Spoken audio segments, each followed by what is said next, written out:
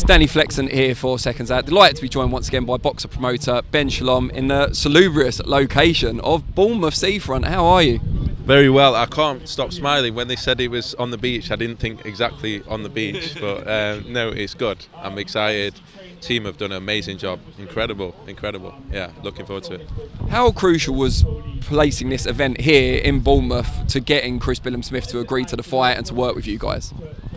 For us, Sky always, they like to go to cities where it means something, where there's a local fighter and there's a local city, and Bournemouth was something Billam-Smith was bringing up time and time again. The McGuigans were saying, this is the fight we want to do. Well, we want to bring Chris to Bournemouth, and we needed the right fight, and luckily, Isaac Chamberlain, we think, is a perfect fight. You need a top of the bill that's strong enough. You don't want to just go with anything, and we think this is unbelievable top of the bill, so much on the line. And yeah, it's good to be here because you can see just from we're at a press conference on Thursday, there's a lot of people here. And I thought you were pointing at Harry Ramsden's for a second. That's another good reason to be here. Harry, yeah, he's over there. There's a lot of people here. There's a lot of people excited. You can feel it in the city. You can feel it here on the beach. And it was a good decision. I'm very, very happy that we did it. Can we expect a sell-out on Saturday night? 100%. We knew that a few weeks ago. We want to make sure all the boxers, families and friends get their tickets, so there's still some available for them. But yeah, it's looking good. Great main event, and then you've got the Olympians and some of the other prospects on the undercard making their next steps in the game. It must be pretty exciting for them to appear on an event like this so early on. Yeah, it's an exciting show for us. Fraser Clark obviously got injured in his first fight for us on Conor, and it was a late opponent, and it wasn't what he wanted from a debut, and then got injured. And so to get him back this quickly, I didn't expect him to be back this quickly. He's got a tough opponent actually on Saturday, and he wants to move quickly, so great to have him back. And of course, Ben Whittaker with Sugar Hill in Bournemouth on the beach, perfect place for him to start, and someone we're really excited about, someone actually we were chasing since last July. It's crazy that this is his debut. We waited a long time for it. And looking ahead a bit further, well, I've seen Caroline Dubois, another Olympian here already. She's going to be on that big bill September the 10th, all-female card. How excited are you about that? The fact that it's breaking new ground, it's a pioneering move from you and from Sky. I think for us, look, I've seen a lot of boxing fans say, you could have just put this on the card, or you could have done a heavyweight chief support, you could have, and sell it out 100%. But I think we took a longer term view. I think this was the first time I think we could get away with an all-women's card and actually move the sport along. Boxing gets a bad rap a lot of the time, and this is one where we think people will see the sport in a different light. Obviously, Maya Baumgartner is a huge fight in itself, could have headlined any card, on with Shields Marshall, and then Lauren Price, Karis Artingstall, Caroline Dubois. We've invested a lot in the women's sport. We think it's time for it to step out, and I don't think we're trying to say, it's women's cards or it's men's cards. It just, this felt like, because of the chief support, because of the main event, that it could stand on its own 2 feet, and it is. I'm very excited for it.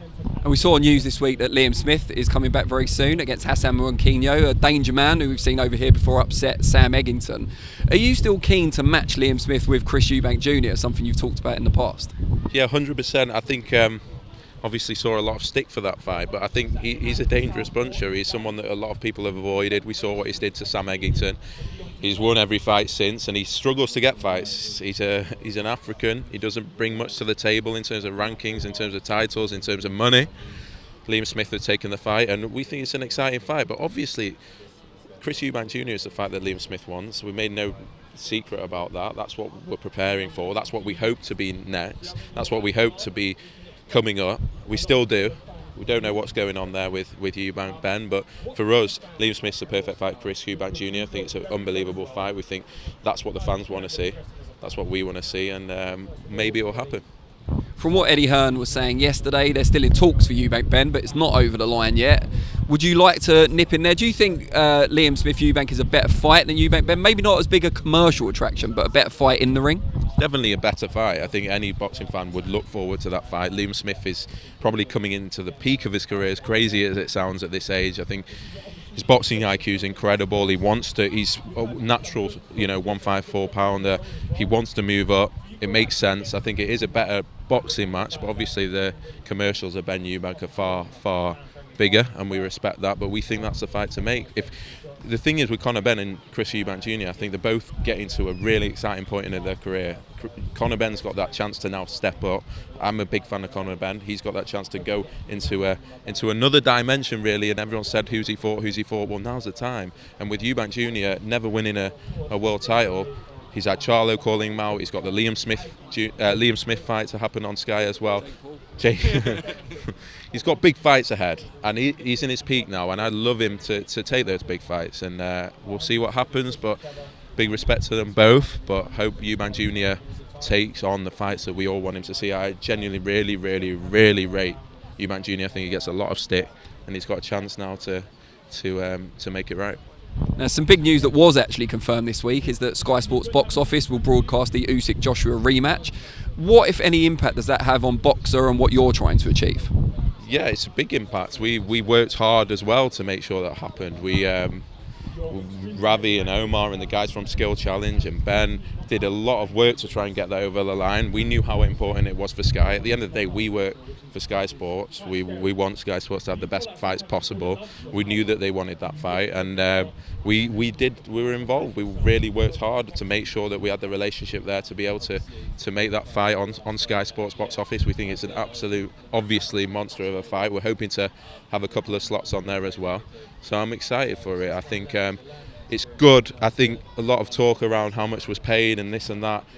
One thing I do know is Sky weren't the highest bidder, but I think in the end, Saudi own all the rights. They have a vision for what they want to create. They know where they want it. They know what they're trying to achieve. And in the end, they felt like Sky was the best option. Obviously, there was an aggressive offer, but I know financially it wasn't the biggest offer, but I think they took it as a whole package of what Sky can offer.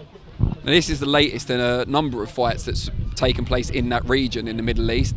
Each time a new one's announced, there seems to be some criticism come up, just like with the golf tour recently there as well, in terms of sports washing and changing the Saudi reputation. What do you make of all that? Because I think the counter argument is that the eyes of the world being on it could help accelerate change in the region. From everything I've seen from me, they do seem really committed to change. That's why, as you said, they're trying to bring eyeballs. They're trying to change the country for the better. They're investing huge amounts. It's not our promotion. It wasn't our decision.